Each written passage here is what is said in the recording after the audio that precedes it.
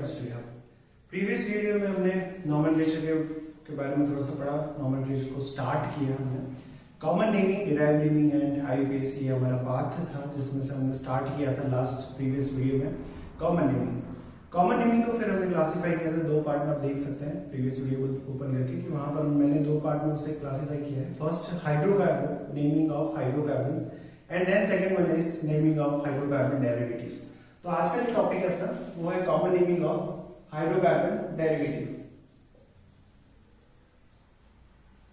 Of hydrocarbon derivative. अब देखो hydrocarbon derivatives का मतलब क्या है, पहली बात तो ये समझ में आनी चाहिए कि डेरिवेटिव्स है क्या।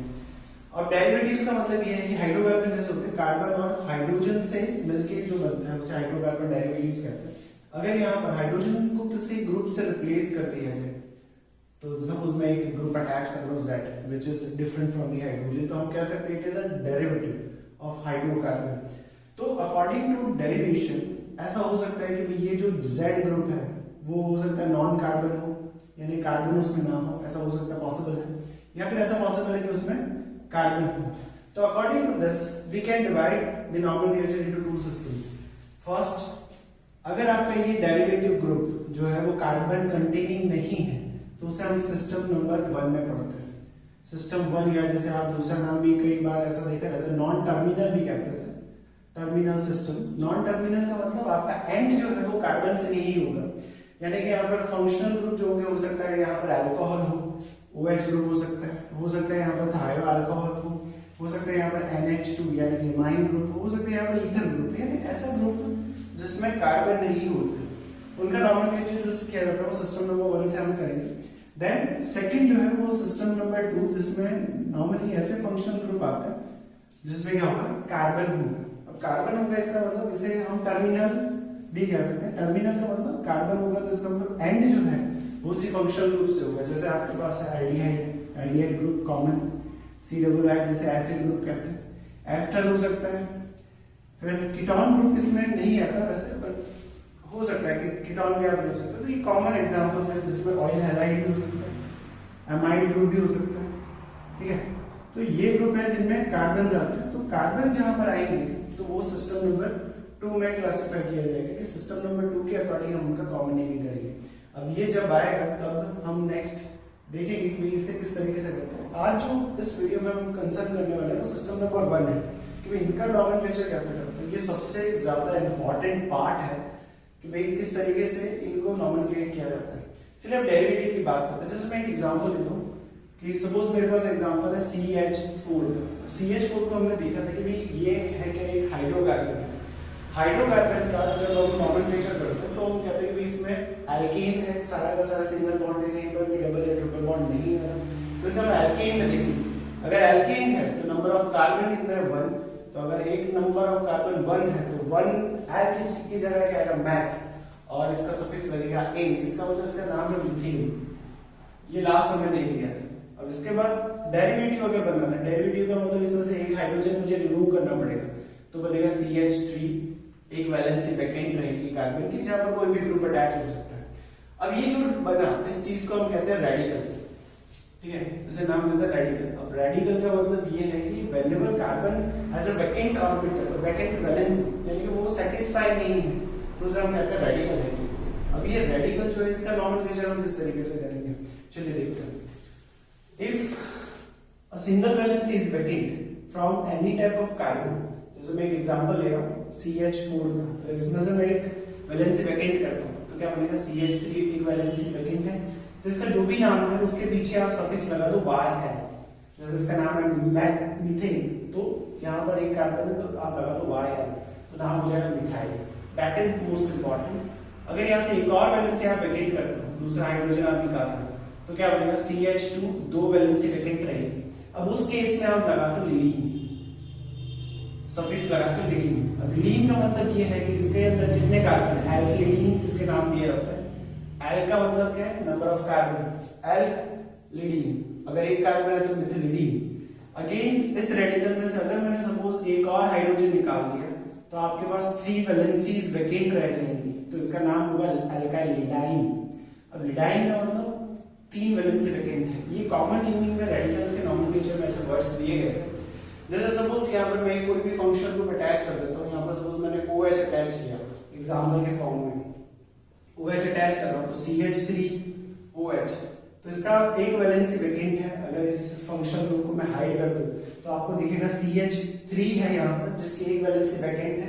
एक वैलेंसी वेकेंट है तो हम जो वर्ड यूज करते हैं YL लगाएंगे, मिथाइल, और आगे इसका कॉमन नेम, जो कॉमन नेम है इन फंक्शन ग्रुप का कॉमन नेम, जैसे अल्कोहल OH ग्रुप है तो इसका कॉमन नेम अल्कोहल ही रहेगा, इसका रहेगा थायो अल्कोहल। अब थायो वर्ड जो है वो इस केस में आता है whenever we are removing an oxygen atom and attaching a sulphur then we are using prefix थायो।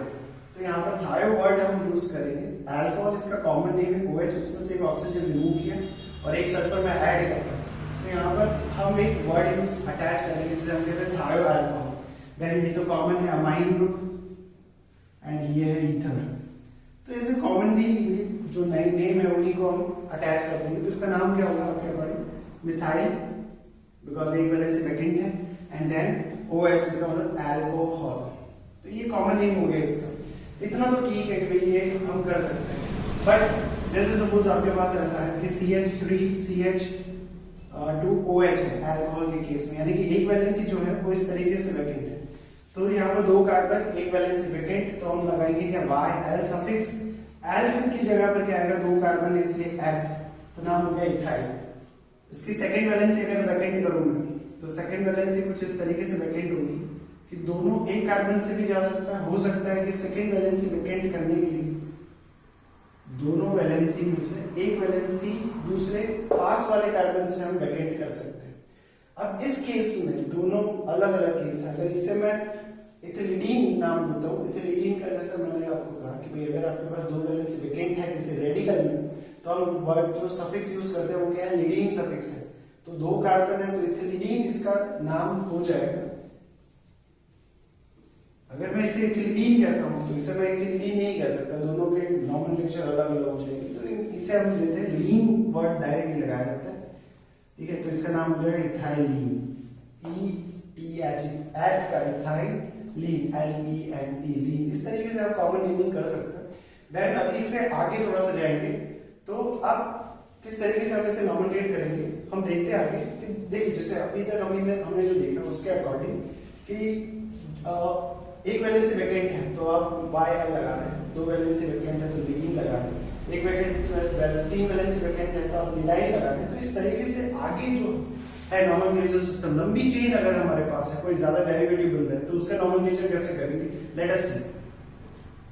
चलिए अब हम देखते हैं कि कॉमन नेमिंग ऑफ रेडिकल किस तरीके से करेंगे। हाइड्रोकार्बन्स के जो रेडिकल्स बनते हैं जिनकी एक वैलेंसी या 2 वैलेंसी वेकेंट है, तो उनका नॉमेनक्लेचर हम किस तरीके से करेंगे। तो कॉमन नेमिंग ऑफ रेडिकल्स। अब रेडिकल्स में जैसे एक दो एग्जांपल हमने अभी भी देखे जस्ट कि जैसे CH4 है उसमें से एक वैलेंसी वेकेंट करने पर मैं बनता था CH3, जिसे मैंने नाम दिया था मिथाइल, क्योंकि एक वैलेंसी वेकेंट है तो हम डायरेक्टली मिथाइल लिख सकते हैं। ये कॉमन एग्जांपल है इसका। देन अगर आपके पास CH3 था, CH3 इथाइल इथेन था, इथेन में से अगर एक वैलेंसी वेकेंट होती तो हमने नाम दिया था ethyl, that is okay. Then इसके बाद CH3 CH2 एंड CH3, ये प्रोपेन का एग्जांपल। अगर इसमें से एक वैलेंसी वेकेंट होती तो वैलेंसी वेकेंट करने के लिए हमारे पास 2 ऑप्शन है। एक वैलेंसी मैं जो है वो टर्मिनल कार्बन से वेकेंट कर सकता हूँ, या फिर मैं ऐसा कर सकता हूँ कि जो सेकंड नंबर का कार्बन है वहां से भी हम एक वैलेंसी वेकेंट कर सकते हैं। देखिए अगर टर्मिनल एटम से वैलेंसी वेकेंट हो रही है तो ये तो कॉमन है कि हमें दिख रहा है कि सिंपल से एक चेन है तो इसका नाम प्रोपाइल हो जाएगा। तो आप लिख सकते हो कि इसका नाम प्रोपाइल है। YL क्यों लगा रहे हैं? क्योंकि एक वैलेंसी वेकेंट है इसीलिए। बट स्टिल अब इसका नाम कैसे करेंगे हम? अगर इसे भी प्रोपाइल देते हैं तो ये फिर से मिसगाइड हो जाएगा। तो इस केस में एक नोट करके आप देख सकते हो कि जो आपका मेन कार्बन रहेगा, दैट मेन कार्बन, जो मेन कार्बन है जिसे हम मेन का मतलब क्या है कि आपका फोकस उसी पर रहेगा। नंबर अगर आपको देना है, अगर किसी चेन का सिलेक्शन करते हो तो फर्स्ट नंबर जिस कार्बन को दोगे वो कार्बन कौन सा रहेगा? मेन कार्बन, जहां से वैलेंसी वेकेंट है। मेन कार्बन रहेगा। जैसे देखिए यहाँ पर फर्स्ट प्रोपाइल का एग्जांपल में देखिए, अगर टर्मिनल कार्बन की वैलेंसी वैकेंट है तो ये मेन कार्बन, तो 1 2 3 कार्बन की चेन आपको दिखेगी। बट अगर इस एग्जांपल की बात करें तो इसमें मेन कार्बन कौन सा होगा, सेकंड नंबर वाला। क्यों? क्योंकि वैलेंसी आपकी वैकेंट क्या है, सेकंड कार्बन से। अगर कोई फंक्शनल ग्रुप जाके अटैच होगा तो वो हमेशा इस सेकंड कार्बन पर ही अटैच होगा, तो ये आपका मेन कार्बन है। तो अगर यहाँ पर मैं देखूं तो यहाँ से लेफ्ट हैंड साइड पर एक कार्बन और है और राइट हैंड साइड पर एक कार्बन और है, तो 1 and 2 और 1 and 2, तो दो ही कार्बन की आपके पास क्या बन रही है, चेन बन रही है। तो दो कार्बन की चेन अगर आप सिलेक्ट करते हो तो सेकंड लास्ट पर एक मिथाइल ग्रुप है, और हमने प्रीवियस वीडियो में देखा था कि अगर सेकंड लास्ट या सेकंड कार्बन से एक मिथाइल ग्रुप होता है तो हम एक प्रीफिक्स लगाते हैं जिसे हम कहते थे आइसो। अब आइसो यहाँ पर लगेगा और आप देखोगे तो नंबर ऑफ टोटल कार्बन कितने हैं, 3 है, तो प्रोपेन वर्ड आएगा, पर यहाँ पर एक वैलेंसी खाली है, इसलिए प्रोपेन की जगह हम क्या लगेंगे, प्रोपाइल, एक वैलेंसी खाली। तो इस तरीके से हम इन दोनों को क्या कर सकते हैं, सेपरेट आउट कर सकते हैं। चलिए एक दो एग्जांपल और देखते हैं। जैसे C4H10 का एग्जांपल लेते हैं। C4H10 जो है ब्यूटेन का एग्जांपल है। देखिए इसमें से कितने बना सकता हूँ, CH3 CH2 CH2 and CH3। ये एक सिंपल सा नॉर्मल ब्यूटेन का एग्जांपल है, ठीक है। और इसके अलावा एक और बन सकता है CH3 CH CH3 and CH3, जिसे हम क्या कहते हैं, आइसोब्यूटेन। ये इसका एग्जांपल है। चलिए अब दोनों में से किस तरीके से रेडिकल्स बन सकते हैं, कौन कौन से, मोनोवैलेंट ही रेडिकल अभी मैं बना रहा हूँ, डाइवैलेंट पे नहीं जा रहा। डाइवैलेंट का मतलब ऐसा है, मोनोवैलेंट और डाइवैलेंट मैं बता देता हूँ आपको क्या है। अगर एक वैलेंसी में वैकेंट कर रहा हूँ, इट मींस कि मोनो का मतलब क्या है, एक वैलेंसी, एक ही मैं क्या कर रहा हूँ, रिप्लेस कर रहा हूँ हाइड्रोजन को। बाइवैलेंट में अभी तक नहीं बना रहा, बाइवैलेंट के नॉमेनक्लेचर अभी आगे देखेंगे हम। पर मैं कहां पर जा रहा हूं, सिर्फ एक वैलेंसी वैकेंट है। जैसे यहाँ पर एक हाइड्रोजन रिप्लेस करके कोई ग्रुप आ रहा है, सिर्फ एक ग्रुप आ रहा है, मोनोवैलेंट है, तो उसी के लिए हम देख रहे हैं अभी फिलहाल। तो देखिए C4H10 जिसके दो पॉसिबल स्ट्रक्चर्स हैं जिसे हम आइसोमर्स कहते हैं। आइसोमर्स प्रीवियस क्लासेस में भी आपने पढ़े होंगे और आगे भी आएगा अभी। तो दो आइसोमर्स पॉसिबल है जो मुझे सामने दिख रहा है। अब इनकी मोनोवैलेंसी को मैं डिफाइन करता हूँ किस तरीके से मैं कोई भी ग्रुप यहाँ पर अटैच कर सकता हूँ। सपोज ये लंबी चेन है, इसमें से अगर मुझे एक हाइड्रोजन रिमूव करना है तो दो पॉसिबिलिटी मुझे दिख रही है, एक टर्मिनल कार्बन से मैं रिमूव कर सकता हूँ या फिर इस कार्बन से रिमूव कर सकता हूँ।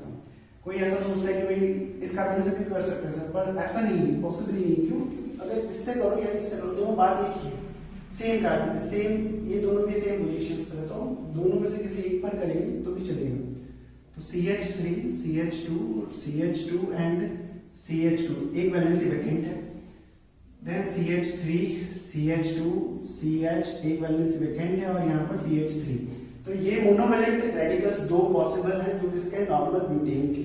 सेम आइसोब्यूटेन की अगर बात करें तो आइसोब्यूटेन में आपको एक मिलेगा CH3 CH CH3 and CH2 एक valency vacant. Then after CH3 C एक वैलेंसी वैकेंट है यहाँ पर बीच में और CH3। तो देखिए आपको इसमें भी दो रेडिकल्स मिल रहे हैं, इसमें भी दो रेडिकल मिल रहे हैं। तो अगर इसका नॉमेनक्लेचर मुझे करना है, जैसे सपोज यहाँ पर OH ग्रुप होता है और मैं कहता कि इसका कॉमन नेम बताओ, तो आपको सबको पता है कि ये कितने हैं, 1 2 3 4, चारों सीधी चेन है, तो ब्यूट YL एक वैलेंसी वैकेंट है इसलिए ब्यूटाइल। और अगर अल्कोहल होता तो अल्कोहल लगा देते हैं, तो इसका नॉमेनक्लेचर होता नॉर्मल ब्यूटाइल अल्कोहल, सिंपल। अगर वो Cl होता तो नॉर्मल ब्यूटाइल फ्लोराइड, इस तरीके से इसका नॉमेनक्लेचर हो जाता। बट अगर यहाँ पर आपके पास क्या है, OH ग्रुप है अटैच है, क्लोरीन अटैच है, थायोसल्फेट अटैच है, ब्रोमो अटैच है, कोई भी एक ऐसा ग्रुप अटैच है जिसमें कार्बन नहीं है और उसे हम चेन में नहीं ले सकते, तो उसका नॉमेनक्लेचर करने के लिए आपको मेन कार्बन क्या मानना पड़ेगा। जो मेन कार्बन है वो कौन सा, जहाँ से वैलेंसी वैकेंट है। यहाँ से अगर मैं लेता हूँ तो 1 2 3 ये मैक्सिमम कार्बन की चेन, और सेकेंड लास्ट में मिथाइल नहीं है। अब मिथाइल नहीं है तो ना तो मैं उसे आइसो कह सकता हूँ, ना ही उसे मैं नियो कह सकता हूँ, ऐसा कुछ भी नहीं कह सकता। तो उस केस में हम क्या करेंगे, तो हमने प्रीवियसली देखा था, वर्ड देखे थे हमने थोड़े बहुत, 1 degree 2 degree 3 degree and 4 degree carbon की बातें की थी हमने। 1 डिग्री कार्बन कौन सा होता है, ऐसा कार्बन जो डायरेक्टली एक ही कार्बन से अटैच हो।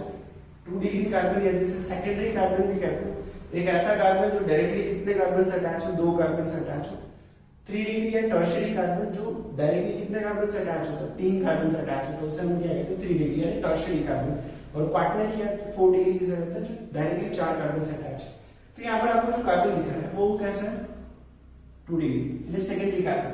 तो इसका नाम हम ऐसा भी कह सकते हैं कि ये सेकेंडरी ब्यूटाइल है, कैसा है सेकेंडरी ब्यूटाइल, यानी इसकी वैलेंसी जो वैकेंट है वो ऐसे कार्बन से वैकेंट है जो कैसा है सेकेंडरी खुद, तो इसे नाम दे सकते हैं सेकेंडरी ब्यूटाइल। चलिए आगे देखते हैं। और इसका जो आइसोब्यूटेन का डेरिवेटिव है, आइसोब्यूटेन में से ये मेन कार्बन हुआ 1 2 3, सेकेंड लास्ट पर एक मिथाइल ग्रुप है तो वर्ड क्या आएगा आइसो, 4 कार्बन है तो ब्यूटाइल, और जो भी ग्रुप होगा उसका नॉमिनेट कर देंगे। अब इसकी बात करते हैं। मेन कार्बन कौन सा ये मेन कार्बन जो है उसके बाद आप राइट में जाओ चाहे लेफ्ट में या डाउनवर्ड से जाओ तो आपको ये 2 ही कार्बन मैक्सिमम चेन में दिख रहे हैं। तो आप ऐसा कह सकते हो सर इसमें सेकेंड लास्ट में 2 मिथाइल ग्रुप है 1 और 2, ये मेन चेन अगर मैं सिलेक्ट करता हूँ तो सेकेंड लास्ट में 2 मिथाइल ग्रुप है, तो आप इसे नियो ब्यूटाइल क्यों नहीं कहते? हाँ नो डाउट आप नियो ब्यूटाइल भी कह सकते हैं इसे, बट जो प्रायोरिटी देते हैं वो किसका अकॉर्डिंग देते हैं, इसके according 1 degree 2 degree 3 degree and 4 degree carbon के अकॉर्डिंग। तो ये आपको जो दिखेगा वो कौन सा है 4 डिग्री 3 डिग्री कार्बन है, तो इसका नॉमेनक्लेचर अगर हम करें तो इसे कहेंगे हम टर्शियरी ब्यूटाइल, ठीक है। तो देखिए अगर यहाँ पर OH अटैच हो गया तो ये नॉर्मल ब्यूटाइल अल्कोहल, ये secondary butyl alcohol, then isobutyl alcohol, then after ये टर्शियरी ब्यूटाइल अल्कोहल। तो ये तो कॉमन नेमिंग इसकी हुई, 4 कार्बन थे आपके पास, 10 हाइड्रोजन थे, उसमें से एक मोनोवैलेंसी की। तकलीफ कहाँ होती है इसके आगे वाले एग्जाम्पल, इसका आगे वाला एग्जाम्पल जो है वो है C5H12 का एग्जाम्पल जो हम अभी देखेंगे। जस्ट इसमें से आप देख लीजिए, नोट आउट भी कर सकते हैं, फिर आगे हम देखते हैं। चलिए अब हम एक और एग्जांपल लेते हैं पेंटेन का, C5H12 आपके पास नॉर्मल सा एग्जांपल है। अब देखिए कॉमन स्ट्रक्चर जो है वो होमोलोगस सीरीज पर डिपेंड करती है। अब प्रीवियस क्लासेस में भी पढ़ के आए हैं, 10 में सिखाया हुआ है। C5H10 जो है कॉमन स्ट्रक्चर। अब देखिए इसके कितने स्ट्रक्चर पॉसिबल है हम सोच सकते हैं, जैसे CH3 CH2 CH2 CH2 and CH3, 5 carbon है, तो 5 कार्बन और 12 हाइड्रोजन आपके पास है। तो ये नॉर्मल एक स्ट्रक्चर बन सकती है। कॉमन नेमिंग देखें तो सिंपल एक चेन है जिसे मैं कहूंगा नॉर्मल चेन है, किसकी है पेंटीन की, तो इसका नाम क्या हो जाएगा नॉर्मल पेंटीन। देन आफ्टर इसके बाद एक और स्ट्रक्चर मैं बना सकता हूँ CH3 CH, यहाँ पर एक आ जाएगा CH2 एंड CH3, 1 2 3 4 कार्बन एक सीरीज में होंगे, और एक मिथाइल ग्रुप है जिसे हम कह सकते हैं आइसो, ये एक स्ट्रक्चर है आइसोपेंटेन मैं कह सकता हूँ उसे, क्योंकि सेकेंड या सेकेंड लास्ट पे मिथाइल ग्रुप है। देन आफ्टर एक और स्ट्रक्चर मैं ड्रॉ कर सकता हूँ जिसमें 3 डिग्री कार्बन नहीं सॉरी क्वार्टरनरी कार्बन होगा, जिसमें आपको नियो स्ट्रक्चर दिखेंगे। तो ये किसका एग्जांपल है, नियो पेंटेन का एग्जांपल है। चलिए नियो पेंटेन का एग्जांपल है, neo pentane, normal pentane and isopentane, ये 3 जो है इसके क्या बन रहे हैं आपके पास आइसोमर्स बन रहा है। आइसोमर्स के बाद अब इनका क्या बनाना है, मुझे मोनो डेरिवेटिव्स बनाने हैं। मोनो डेरिवेटिव्स का मतलब क्या कि मैं कितने इसके डेरिवेटिव्स बना सकता हूँ, देखिए पॉसिबिलिटी कितनी है मेरे पास। फर्स्ट पॉसिबिलिटी ऐसी है कि CH3 CH2 CH2 CH2 और एक वैलेंसी में लास्ट कार्बन से वेकेंट कर सकता हूँ, वैसे ही सेकंड वैलेंसी में इस कार्बन से वेकेंट कर सकता हूँ, और एक और वैलेंसी में इस कार्बन से। तो टोटल 3 पॉसिबिलिटीज इस स्ट्रक्चर में दिख सकती है, ठीक है। सेकेंड पॉसिबिलिटी CH और एक वैलेंसी वेकेंट है CH3, देन आफ्टर इसमें भी अगर मैं देखूं तो CH3 CH2 CH एक valency vacant CH2 and CH3। तो टोटल 3 पॉसिबिलिटी आपको कहां से दिखेगी, नॉर्मल पेंटेन में से दिखेगी। अब आइसोपेंटेन की बात करें तो आइसोपेंटेन में जो है उनकी वैलेंसी की बात करें तो CH3 CH CH3 CH3 sorry CH2 CH2 and valency vacant. Then after यहां से आप वेकेंट कर सकते हो, और यहां से वेकेंट कर सकते हो CH3 CH CH3 CH2 एक वैलेंसी वेकेंट है इसलिए CH आएगा, और यहां पर आएगा CH2। ध्यान से आपको क्या देखना है कि कार्बन की 5 वैलेंसी सेटिस्फाई होनी चाहिए। यहाँ पर जैसे 1 2 3 एंड 4 है, 4 वैलेंसी में 5वीं नहीं आनी चाहिए। और यहाँ पर एक और पॉसिबिलिटी है दैट अगर यहाँ से एक वैलेंसी खाली हो तो CH3 CH2 एंड CH3। तो ये 3 पॉसिबिलिटी आइसोपेंटेन में से बनेगी और लास्ट नियोपेंटेन में से एक ही पॉसिबल है वैलेंसी वैकेंट करना। अब ये वैलेंसी में रेडिकल्स बना रहा हूं। रेडिकल्स का मतलब ये है कि कहां पर आप कोई ग्रुप लगा दो, एक ऐसा फंक्शनल ग्रुप लगा दो जिसमें खुद में कार्बन ना हो, तो उनका नॉमेनक्लेचर हम कॉमन नेमिंग से कैसे करेंगे वो हम देख रहे हैं। तो देखिए ध्यान से, सारे नॉमेनक्लेचर किस तरीके से करेंगे हम चर्चा करेंगे। फर्स्ट एग्जांपल सबसे कॉमन है जिसमें आप कह सकते हो कि ये नॉर्मल पेंटाइन है, इसमें कोई भी डाउट नहीं है। सीधी एक चेन है, मेन कार्बन आपका यही रहेगा जहां से वैलेंसी वैकेंट है। लंबी चेन है, कहीं पर कोई ब्रांचिंग नहीं है, कोई सब्स्टिट्यूएंट ग्रुप नहीं दिख रहा है, इसलिए इसे नाम देंगे normal pentane. Then after second जो है उसमें एक वैलेंसी एक ऐसे कार्बन से वैकेंट है जो कैसा है सेकेंडरी, तो आप इसे कह सकते हो सेकेंडरी पेंटाइन। ठीक है, सेम एज थर्ड में भी ऐसे ही दिख रहा है आपको, एक ऐसा कार्बन से वैलेंसी वैकेंट है, ना तो ये आइसो है ना ही ये नियो है, क्योंकि ये मेन कार्बन है। मेन कार्बन से 1 2 3 इस तरफ जाओ या उस तरफ जाओ, 3 ही कार्बन की मैक्स चेन है और सेकंड लास्ट में ना तो मिथाइल है ना कुछ और, तो आप इसे आइसो भी नहीं कह सकते। तो ये कार्बन कैसा सेकेंडरी, तो इसे क्या कहोगे सेकेंडरी पेंटाइन। अब क्लैश का होगा, इसको भी आपने सेकेंडरी नाम दिया, इसे भी आपने सेकेंडरी नाम दिया, तो दोनों को अलग करना पड़ेगा। तो अलग करने के लिए फिर एक रूल आता है एक्टिव कार्बन का। एक्टिव कार्बन या फिर जिसे हम किरेल कार्बन भी कह सकते हैं। और ये आपके लिए एक नया वर्ड है किरेल। किरेल क्या होता है, कई बार क्या होता है कि प्लेन पोलराइज्ड लाइट को उनके पाथ से डिस्ट्रैक्ट करने वाले कार्बन को हम एक्टिव कार्बन कहते हैं। तो ये सारी चीजें आइसोमेरिज्म में सिखाऊंगा मैं आपको वापस। तो देखिए एक्टिव कार्बन अभी फिलहाल इतना ध्यान रखिए कि किरेल कार्बन जो होता है ऐसा कार्बन होता है जिनकी चारों valencies, all the 4 valencies are satisfied with different groups. All 4 valencies of carbon are satisfied by 4 different groups. जैसे सपोज यहाँ पर हाइड्रोजन हो सकता है यहाँ पर क्लोरीन हो, मिथाइल भी हो सकता है और यहाँ पर ब्रोमीन हो सकता है। चारों वैलेंसी अगर डिफरेंट ग्रुप से या किसी एलिमेंट से सेटिस्फाई हो रही है तो वहां पर उस कार्बन को हम क्या कहेंगे एक्टिव कार्बन या किरेल कार्बन, और उससे हम डिनोट करेंगे स्टार से। तो देखिए इन दोनों कार्बन में से आपको ये जो कार्बन दिख रहा है सेकेंड वाला, तो ये सेकंड वाला कार्बन जो है उसकी 3 वैलेंसी आपको आराम से दिखेगी। इसमें एक हाइड्रोजन से सेटिस्फाइड, एक मिथाइल है और एक प्रोपाइल ग्रुप है। तो 3 वैलेंसी तो डिफरेंट है ही, और जो वैलेंसी वैकेंट है वहां पर कोई दूसरा ही ग्रुप आने वाला है। तो ये कार्बन कैसे एक्टिव। तो इन दोनों को अलग करने के लिए आप ऐसा कर सकते हो, इसमें मिथाइल और इथाइल कॉमन है, तो यहाँ पर 4 वैलेंसी में से 2 वैलेंसी तो सेम होगी, तो ये एक्टिव नहीं है। तो ये क्या होगा किरेल कार्बन, इसके आगे वर्ड लगा दो एक्टिव सेकेंडरी पेंटाइल। इस तरीके से आप इन दोनों को डिफरेंशिएट कर सकते हैं। देखिए कॉमन नेमिंग का हम इतना ज्यादा यूज इसीलिए नहीं करते क्योंकि ये कॉम्प्लिकेटेड है, इनमें कोई फिक्स रूल नहीं, जैसे जैसे आपको जरूरत पड़ी आप रूल ऐड करते जा रहे हैं, तो ये थोड़ा सा एक ट्रिकी पोर्शंस आ जाता है, इसीलिए कॉमन नेमिंग हम ज्यादा यूज नहीं करते। देन आफ्टर इसके बाद ये जो आइसोपेंटेन है उसके जो जितने डेरिवेटिव्स बने हैं हमारे पास मोनो डेरिवेटिव्स, उसकी बात करते हैं। तो ये देखिए मेन कार्बन 1 2 3 एंड 4 कार्बन की चेन है, सेकंड लास्ट पर एक मिथाइल ग्रुप है, तो इसका नाम क्या हो जाएगा आइसोपेंटाइल। अब हर जगह देखिए मैं बायल लगा रहा हूं, बायल का मतलब क्या इम्बैलेंस वैकेंट है। अब ये कार्बन आपका मेन है 1 2 3, ठीक है। अब सेकंड लास्ट पर क्या है मिथाइल ग्रुप, तो आइसो होगा अगेन आइसोपेंटाइल। पर प्रॉब्लम ये है कि अगर ये ऊपर वाला भी आइसो है तो नीचे वाले को आइसो मैं नहीं कह सकता, तो उस केस में इस कार्बन को मुझे अलग करना होगा। तो ये जो वैलेंसी खाली है वो कैसा कार्बन है 2 डिग्री कार्बन। अगेन आपको आराम से दिख रहा है कि इस कार्बन से डायरेक्टली 2 कार्बन अटैच है, तो अगेन मुझे क्या लगाना पड़ेगा वर्ड सेकेंडरी का एस आगे हम लगाएंगे, तो सेकेंडरी आइसोपेंटाइल।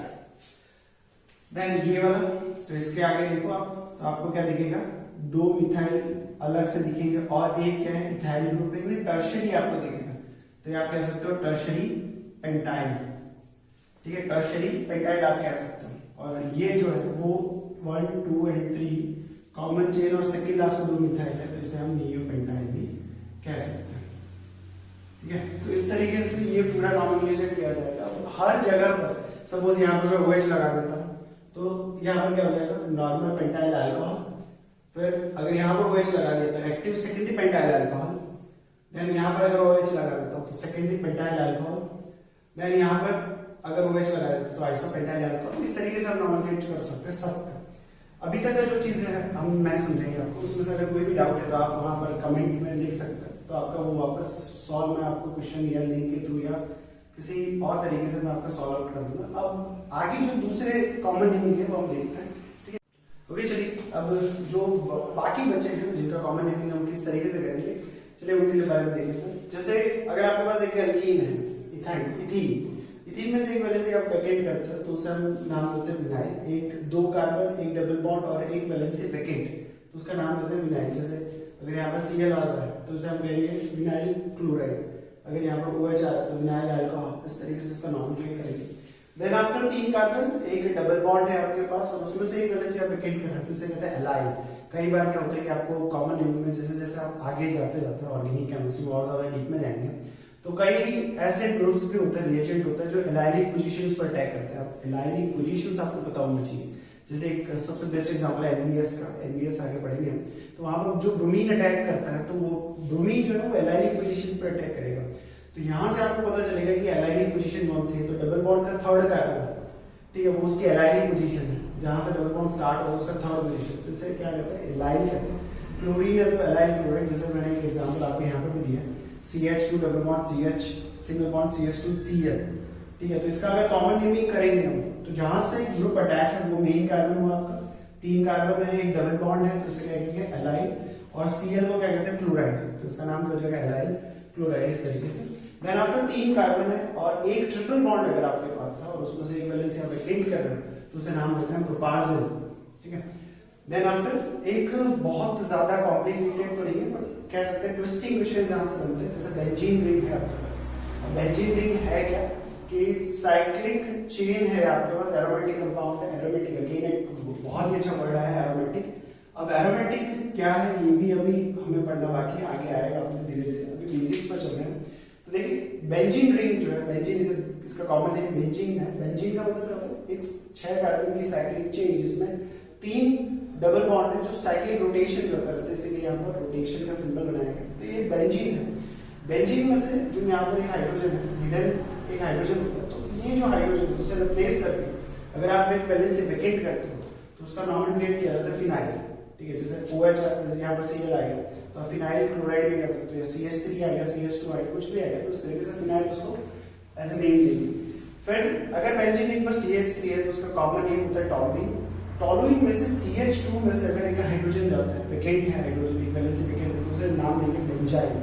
क्योंकि बेंजीन का क्या है, मोनो डेरिवेटिव है, जैसे हमने प्रीवियसली देखा था कि अभी जस्ट थोड़ी देर पहले हमने देखा कि भाई अगर आपके एक वैलेंसी वेकेंट है तो उसमें YL हम क्या लगाते हैं, सफिक्स लगाते हैं, तो यहाँ पे क्या बनेगा बेंजाइल।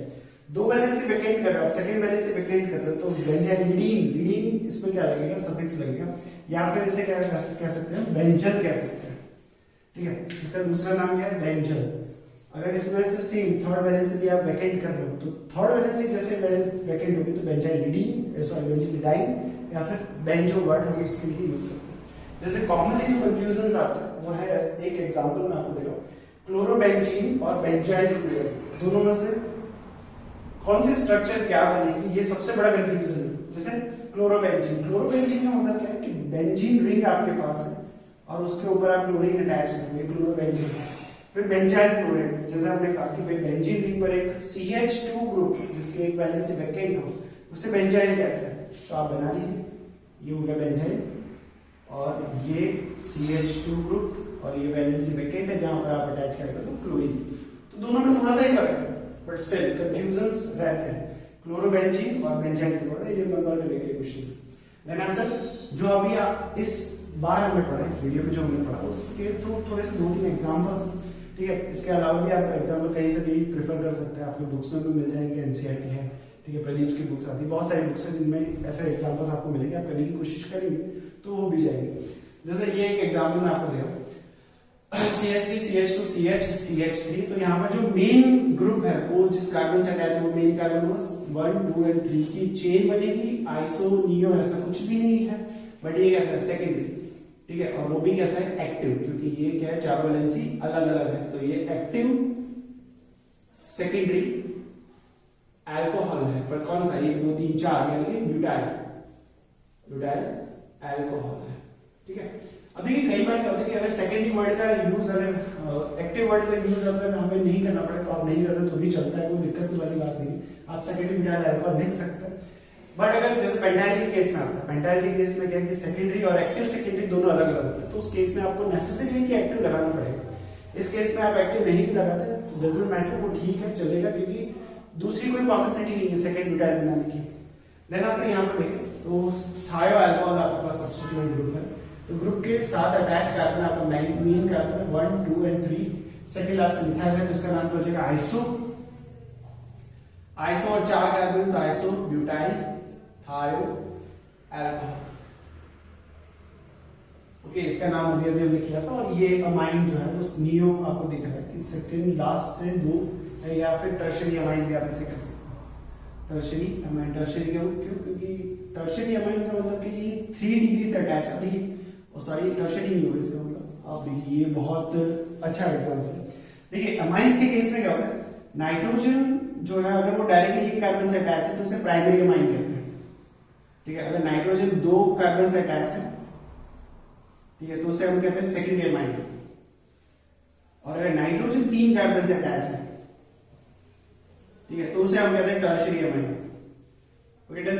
तो अगर इस केस में, जैसे मैंने अभी थोड़ी सी मिस्टेक की थी कि इस केस में क्या था कि मैं अमाइन को टर्शरी अमाइन कहना चाहूँ तो नहीं कर सकता। क्यों? क्योंकि टर्शरी अमाइन होने के लिए नाइट्रोजन का खुद का 3 कार्बन से अटैच होना कंपल्सन है। नाइट्रोजन खुद 3 डिग्री होना चाहिए, तो ये उसे हम क्या नाम देंगे, टर्शरी अमाइन। इसलिए इसे हम टर्शरी अमाइन नहीं कर सकते। तो इस केस में क्या होगा, ये मेन कार्बन है, सेकेंड लास्ट से 2 ग्रुप अटैच है, तो इसे हम क्या कहेंगे, नियो अमाइन भी कह सकते हैं, नियो टर्शरी अमाइन। ठीक है, और नियो सॉरी वर्ड रहेगा 1, 2, 3, 4 का मतलब क्या है, ब्यूटाइल, नियो ब्यूटाइल अमाइन। ठीक है, और या फिर नियो नहीं लगा के आप टर्शरी ब्यूटाइल अमाइन लगाएंगे, दैट इज गुड। ठीक है, टर्शरी अमाइन नहीं कह सकते, इसे आप टर्शरी ब्यूटाइल अमाइन कह सकते हैं, नो डाउट, क्योंकि ब्यूटाइल ग्रुप है जो टर्शरी है, अमाइन टर्शरी नहीं है या नियो। तो मोर प्रेफरेबल जो है वो टर्शरी ब्यूटाइल अमाइन रहेगा। नियो वर्ड हम नॉर्मली यूज नहीं करते, नियो कब करेंगे, जब आपकी लंबी चेन बनेगी। ठीक है, तो इस तरीके से आप नॉर्मल इसका कर सकते हैं। तो ये सेशन था अपना सिस्टम नंबर 1 का। अब नेक्स्ट टाइम पर, नेक्स्ट लेक्चर में हम देखेंगे सिस्टम नंबर 2 कॉमन हीलिंग का। तब तक आपका ये रिवाइज भी हो जाएगा, स्ट्रॉन्ग भी हो जाएगा, और उसके बाद हम चलेंगे IUPAC नॉर्मल सिस्टम पर। Thank you.